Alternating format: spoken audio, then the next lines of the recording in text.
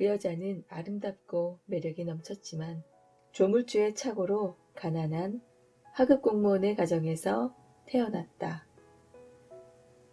지참금도 없었으며 유산을 물려받을 기대도 없었다.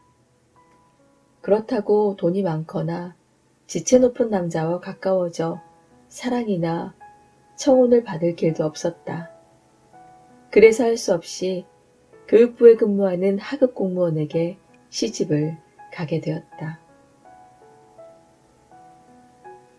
화려하게 몸치장을 할 만한 여유도 없어 소박한 차림을 하고 있었다. 그러나 이런 처지에 있는 여자들이 다 그렇지만 결코 그런 환경에 만족을 느낄 수는 없었다.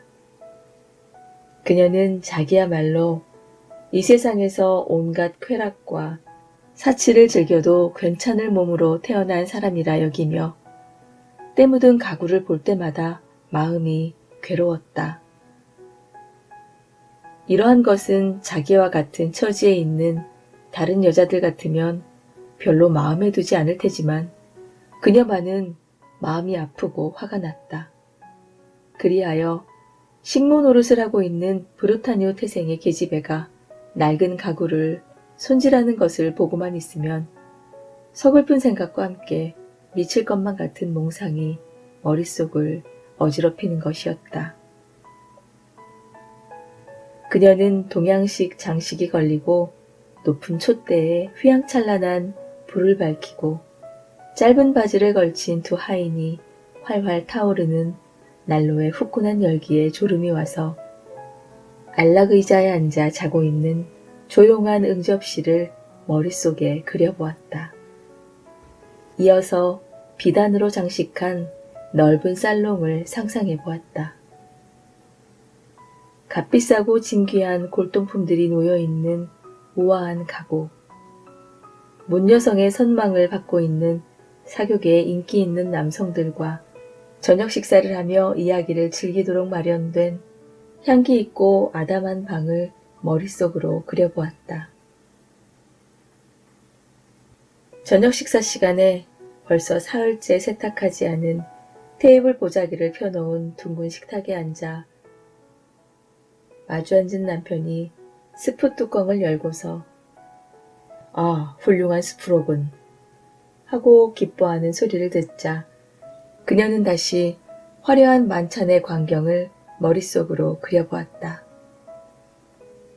반짝이는 은그릇들, 신선들의 숲속에 나오는 기이한 새들과 고대의 인물들을 그려넣은 벽화, 눈부신 그릇에 담긴 산의 진미, 불구스레한 생선이나 들콩의 고기를 뜯으면서 정담을 나누는 남녀들의 모습이 그녀의 눈앞에 아른거렸다. 그녀에게는 화려한 옷도 보석도 없었다. 그런데 그녀가 좋아하는 것은 옷과 보석이었다. 자기가 그런 것들을 위해 세상에 태어났다고 생각했다. 그녀는 그토록 쾌락과 사치를 동경하였으므로 모든 남성들의 인기를 독점하고 사랑을 받고 싶었다. 그녀에게는 부유한 친구 한 사람이 있었다. 학교 다닐 때 친구였는데 그녀는 그 친구를 별로 찾아가고 싶지 않았다. 그녀에게는 그 친구를 만나는 것이 마음이 아픈 일이었던 것이다. 그 친구를 만나고 집에 돌아오면 며칠 동안은 슬픔과 비탄에 젖어 하루 종일 울곤 했다. 어느 날 저녁이었다. 남편이 자상한 얼굴로 커다란 봉투를 하나 들고 들어왔다. "이거 당신에게 온 거요." 하고 남편은 말하였다. 그녀는 얼른 봉투를 뜯고 그 속에 들어있는 한 장의 카드를 꺼냈다. 카드에는 이런 말이 적혀 있었다. 교육부 장관 조르주 랑포노 부처는 1월 18일 월요일 저녁에 장관 관저에서 파티를 개최하오니 루아젤 부처께서는 참석해 주시기 바랍니다. 남편은 자기 아내가 기뻐서 어쩔 줄 몰라 하리라고 생각하였으나 뜻밖에도 기뻐하기는커녕 오히려 그 초대장을 내던지며 중얼거렸다. 이걸 나더러 어떻게 하라는 거예요? 아니 여보, 나는 당신이 기뻐할 거라고 생각했는데 그게 무슨 말이오? 당신은 별로 외출도 못했으니 좋은 기회라고 생각하오. 이것을 얻으려고 얼마나 애썼는지 알아요?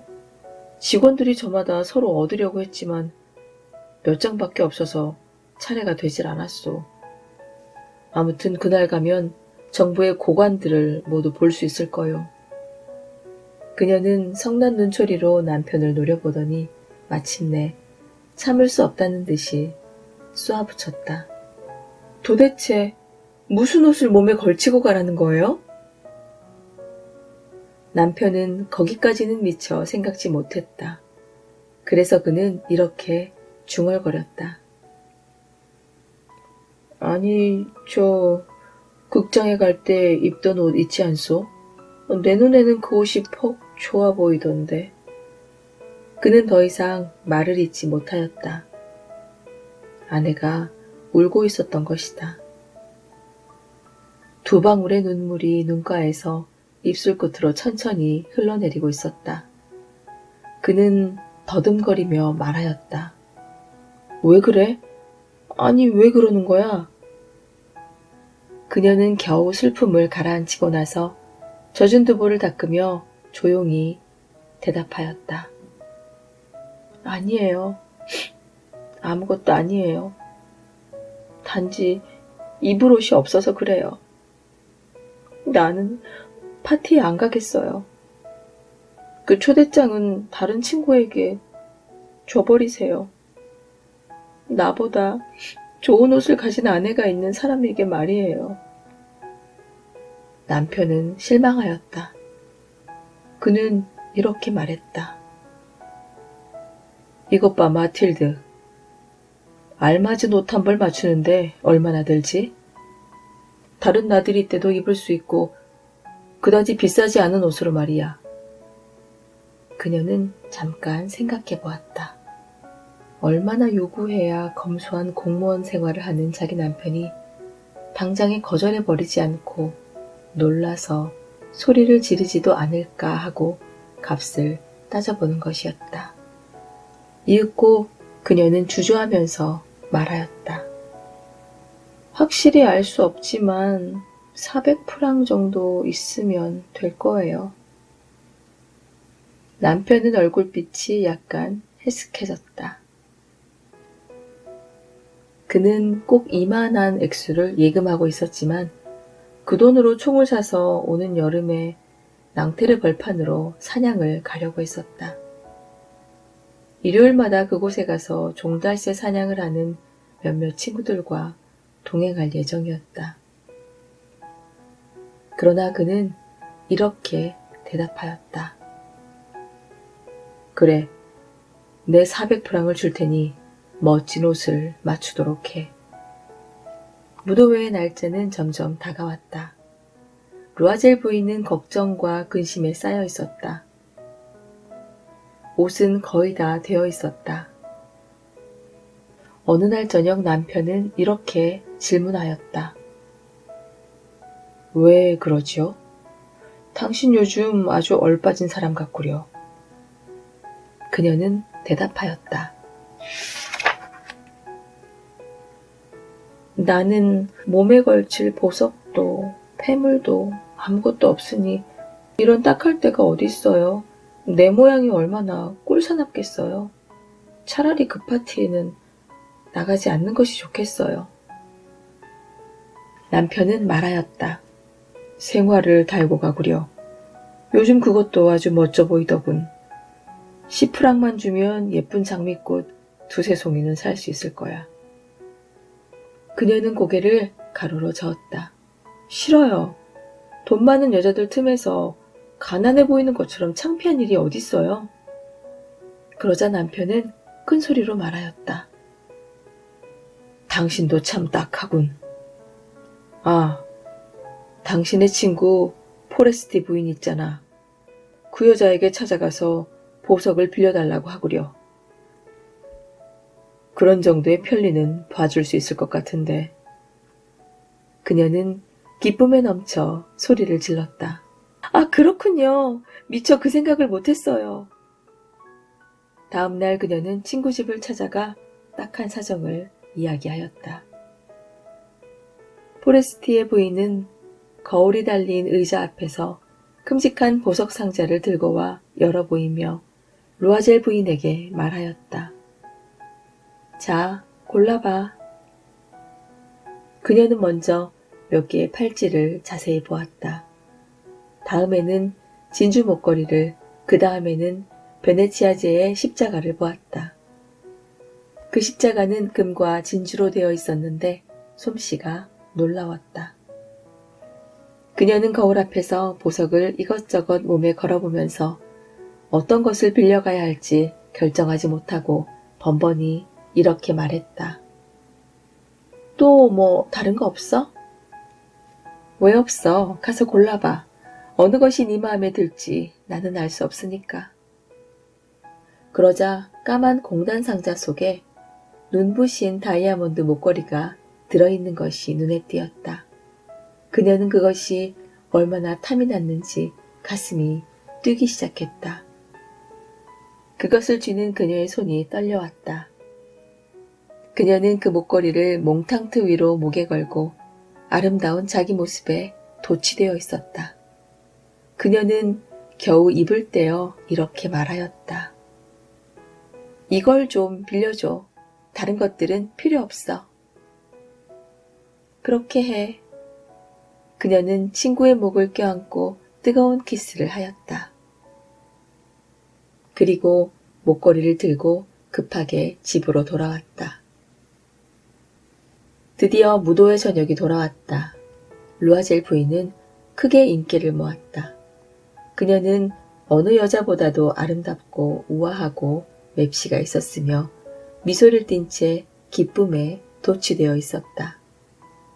모든 남자들이 그녀를 바라보고는 저마다 이름을 물어보며 소개를 받으려 하였다. 비서관들은 모두 그녀와 춤을 추고 싶어 하였다. 그녀는 흡족한 기분으로 춤을 추었다. 그녀는 다음날 새벽 4시쯤이 되어서야 파티에서 나왔다. 남편은 자정부터 조그마한 응접실에서 세 사람의 친구들과 같이 졸고 있었다. 이들의 부인들은 각자가 그동안에 마음껏 쾌락에 만취되어 있었던 것이다. 남편은 돌아올 때를 생각하여 가져온 평상시에 입는 낡은 웃옷을 아내의 어깨에 걸쳐주었다. 그 초라한 웃옷은 아무래도 야회복과는 어울리지 않았다. 그녀는 그것을 느끼고 값진 털옷으로 몸을 치장한 다른 여자들의 눈에 뜨이지 않도록 몸을 피하려고 하였다. 루아젤은 아내를 불렀다. 잠깐 기다려요. 이대로 밖에 나가면 감기 들 테니까. 내가 나가서 마차를 한 대 불러올게. 그러나 아내는 남편의 말을 전혀 귀담아 듣지 않고 빠른 걸음으로 층계를 내려갔다. 두 사람은 거리로 나왔다. 그러나 마차는 한 대도 눈에 띄지 않았다. 남편은 멀리 지나가는 마차를 보고 큰 소리로 불렀으나 소용이 없었다. 두 사람은 상심하여 달달 떨면서 생강 쪽으로 내려갔다.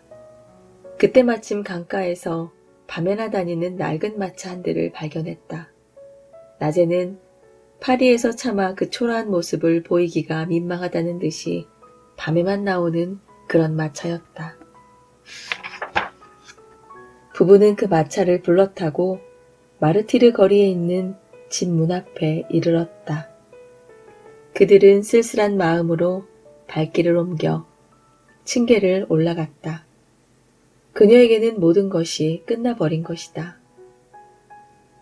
그리고 남편은 오전 10시까지는 교육부에 출근해야 한다는 것을 생각하고 있었다. 그녀는 다시 한번 자기의 화려한 모습을 보기 위해 거울 앞에 가서 웃옷을 벗었다. 그러다가 그녀는 갑자기 비명을 질렀다. 목에 걸었던 목걸이가 보이지 않았던 것이다. 옷을 벗고 있던 남편이 엉거주춤하며 물었다. 왜 그러지요? 그녀는 남편을 향해 맥빠진 투로 대답하였다. 저 포레스티의 부인의 목걸이가 없어져 버렸어요. 남편은 실성한 사람같이 벌떡 일어섰다. 뭐야? 그럴 리가 있나? 그들은 옷갈피와 외투깃 그리고 주머니 속을 모조리 뒤져보았으나 목걸이는 눈에 띄지 않았다. 남편이 물었다. 무도회에서 나올 때는 분명히 있었어? 그럼요. 장관댁 현관까지 만져보기까지 했는걸요. 그러나 만약 길에서 떨어뜨렸다면 소리가 났을 텐데. 그러고 보니 마차에서 잃은 것이 분명하군. 그런 것 같아요. 그 마차 번호를 기억하세요? 몰라. 당신도 마차 번호를 잘 보아두지 않았어? 네. 그들은 낙심하여 서로를 마주볼 뿐이었다. 이윽고 루아젤은 옷을 다시 입기 시작하였다. 그는 다시 밖으로 나갔다. 그녀는 야회복을 벗을 생각도 잠자리에 들 기력도 없었다. 그리하여 불도 피우지 않고 아무런 생각도 없이 의자 위에 멍청이 앉아있을 뿐이었다. 7시쯤 되어 남편이 돌아왔다. 아무것도 눈에 보이지 않았던 것이다. 그는 경찰국과 신문사로 달려가서 현상을 걸고 광고도 내었다. 그리고 작은 마차를 부리는 회사를 모두 찾아보고 조금이라도 가망이 보이는 곳은 모조리 찾아다녔다. 아내는 이 끔찍한 재난 앞에서 넋을 잃고 종일 남편을 기다리고 있었다. 저녁 때가 되어서야 루아젤은 눈이 푹 꺼지고 회색한 얼굴로 돌아왔다. 그는 아무것도 보지 못하였다. 당신 친구에게 편지라도 써야 할까봐. 목걸이의 고리가 망가져서 고치는 중이라고. 그렇게 하면 이곳저곳 다시 찾아다닐 수 있는 여유를 갖게 될 테니까. 아내는 남편이 부르는 대로 받아 적었다. 일주일이 지나자 그들은 모든 희망을 잃고 말았다. 그리고 이 며칠 사이에 5년이나 더 늙어 보이는 루아젤은 말하였다. 어떻게 해서든 그 보석을 돌려줘야지. 다음날 부부는 목걸이가 들어있던 빈 상자를 들고 그 안에 적힌 상호의 보석상을 찾아갔다. 부인, 그 목걸이는 저희 집에서 사간 것이 아닙니다. 저희는 다만 상자만 제공했나 봅니다. 사람은 잃어버린 것과 똑같은 보석을 구하기 위해 그 기억을 더듬으며 보석상을 돌아다녔다. 부부는 비탄에 젖어 환자처럼 보였다. 이윽고 이들 부부는 팔레 루아이알의 어느 보석상에서 그들이 찾던 것과 똑같아 보이는 다이아몬드 목걸이를 찾아냈다. 값은 4만 프랑이었으나 3만 6천 프랑까지 해주겠다고 말하였다. 루아젤에게는 아버지한테서 물려받은 1만 8천 프랑의 재산이 있었다. 나머지는 빚을 낼 수밖에 없었다. 그는 이 사람에게서 2천 프랑, 저 사람에게서 500 프랑, 여기서 5루이, 저기서 3루이 하며 닥치는 대로 돈을 빌렸다. 차용증서를 쓰고 전재산을 몽땅 잡히고 고리대금은 물론 모든 대금업자와 거래를 텄다. 그는 앞으로 닥쳐올 불행에 대한 걱정, 머지않아 찾아올 비참하기 이를 데 없는 어두운 그림자, 앞으로 겪어야 할 모든 물질적 궁핍과 정신적 고통에 대한 두려움에 전신을 떨며 새 목걸이를 사기 위해 보석상에 가서 계산대 위에 3만 6천 프랑을 내놓았다. 루아젤 부인은 그 목걸이를 사들고 포레스트의 부인을 찾아갔다. 부인은 좀 퉁명스러운 어조로 이렇게 말하였다. 좀 일찍 돌려줘야지. 내게도 필요한 일이 생길지 모르잖아. 포레스티의 부인은 목걸이 상자를 열어보지는 않았다. 루아젤 부인은 친구가 그 상자를 열어볼까봐 은근히 걱정하였다. 물건이 바뀐 것을 알면 어떻게 생각할까? 뭐라고 했을까? 자기를 도둑으로 여기지 않았을까? 루아젤 부인은 가난한 생활이 얼마나 괴로운 것인가를 깨닫게 되었다. 그러나 그녀는 곧 대단한 결정을 내렸다. 우선 저 무서운 빚부터 갚아야 하는 것이다. 그녀는 기필코 갚을 결심이었다. 가정부를 내보냈다. 집도 바꿔서 지붕 및 다락방으로 새를 얻었다. 그녀는 집안일이 얼마나 어렵고 또 부엌의 치닥거리가 얼마나 귀찮은 것인지 실제로 체험하여 잘 알 수 있었다. 그녀는 기름기가 묻은 그릇과 냄비를 닦느라 분홍빛 손톱이 모두 닳았다. 더러운 옷이나 내복, 걸레 등은 세탁해서 줄에 널었다. 아침이면 쓰레기통을 들고 거리까지 나가야만 했다. 물을 길어 올리며 층계마다 숨을 돌리기 위해 쉬어야 했다. 하류 계급의 아낙네들과 다름없는 차림을 하고 바구니를 팔에 끼고 야채와 식료품 상점과 정육점을 드나들며 값을 깎다가 욕을 먹으면서까지 돈 한 푼을 아꼈다. 부부는 달마다 지불할 것은 꼬박꼬박 지키며 경우에 따라서는 차용증을 고쳐 쓰고 지불을 연기하였다. 남편은 저녁마다 어느 상인의 장부를 정리하는 부업을 맡았다. 그리고 때로는 한 페이지당 5수의 보수를 받고 사본을 만들어주기도 하였다. 이러한 생활이 10년 동안이나 계속되었다. 10년이 흐른 뒤에야 모든 빚을 청산할 수 있었다. 고리대금의 이자를 비롯하여 묵은 이자의 이자까지 모두 갚게 되었던 것이다. 루아젤 부인은 매우 늙어 보였다.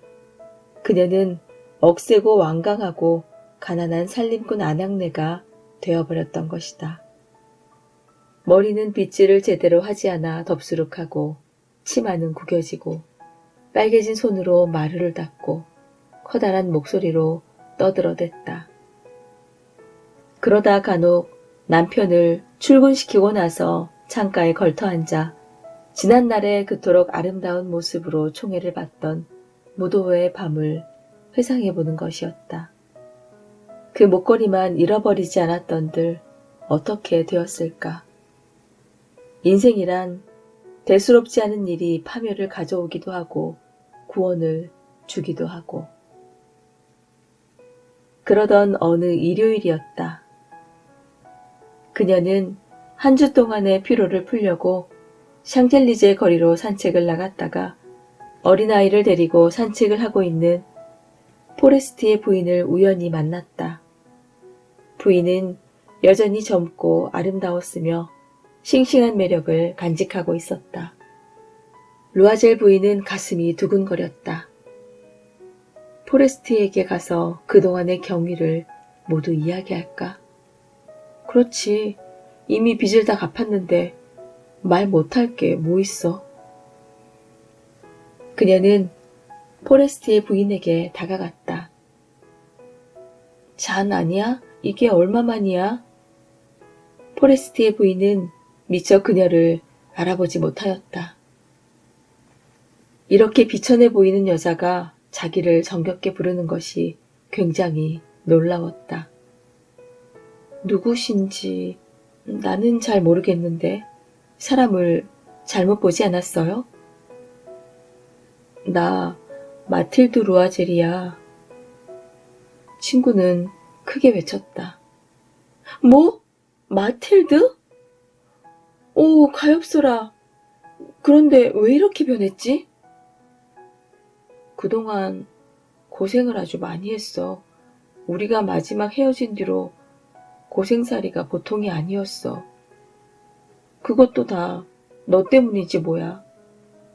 나 때문이라니? 그건 또 무슨 소리야? 왜 생각나지 않니? 교육부 장관 파티에 가기 위해 내가 빌려갔던 다이아몬드 목걸이 말이야. 그래서? 그걸 잃어버렸지 뭐야. 뭐? 뭐라고? 아니, 내게 그대로 돌려줬잖아. 그건 모양은 같은 거지만 다른 목걸이야. 그 목걸이 값을 치르느라고 10년이나 걸렸지 뭐야. 이제 다 갚았어. 마음이 이렇게 후련할 수가 없어. 포레스트의 부인은 발길을 멈췄다. 그래, 잃어버린 목걸이 대신 새 걸 사왔단 말이야? 그럼 아직까지 그것도 모르고 있었구나. 하긴 모양이 같으니까. 그녀는 약간 으스대는 듯한 순진한 웃음을 지어 보였다. 포레스트의 부인은 크게 감동하여 친구의 두 손을 꼭 쥐었다. 아유, 불쌍해라, 마틸드.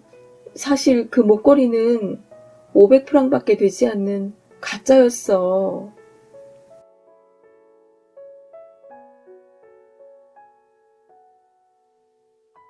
안녕하세요, 아이시입니다. 오늘은 기드 모파상의 단편 목걸이를 전해드렸습니다. 어리석고 허영심이 가득한 마틸드의 고단한 삶을 통해서 헛된 것에 집착하다 보면 결국은 불행해진다는 것을 보여주는 이야기였습니다. 잃어버린 목걸이 때문에 힘든 삶을 10년 동안이나 이어가는 마틸드와 그의 남편의 모습을 보면서 여러분은 어떤 생각이 드셨나요? 여러분의 인생에서 소중하고 값진 것은 어떤 것이 있을까요? 오늘도 끝까지 잘 들어주셔서 고맙습니다. 여러분의 구독과 좋아요로 저를 응원해주세요. 고맙습니다.